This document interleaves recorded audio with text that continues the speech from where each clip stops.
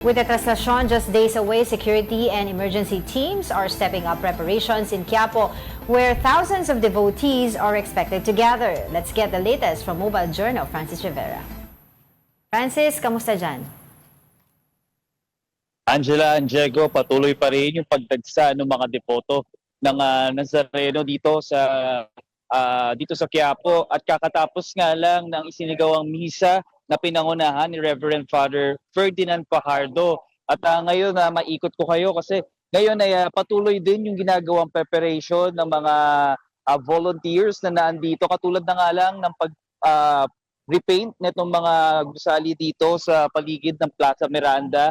Ayan, nagpipintura sila ng itong mga poste dito. Ito. At tuloy-tuloy daw itong magiging preparation nila hanggang mamaya. At sa sitwasyon naman ng mga deboto na andito, kung makikita nyo, Angela, Diego, medyo kakaunti pa lamang dahil medyo maaga pa naman. At sa loob naman ay well-organized kasi yung mga volunteers na naandun talagang minimake sure nila na maayos, lalong-lalo na yung mga pila, no? At medyo mahigpit sila sa mga ganung bagay. Kaya yung mga depoto, yung mga nagsisimba, talagang kung lalong-lalo na yung mga matatanda at yung mga PWD, senior citizen, no, ay binibigyan nila ng mga seats. So sila yung nag-organize doon sa loob.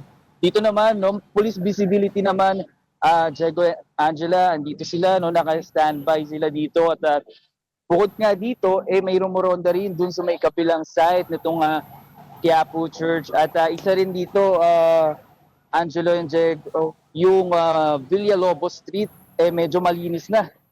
No? At wala na masyadong nagtitinda ng mga kapatid natin.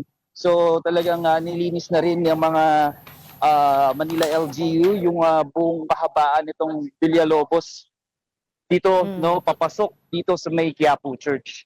Alright. Alright, thank you for that report. Mobile Journal, Francis Rivera.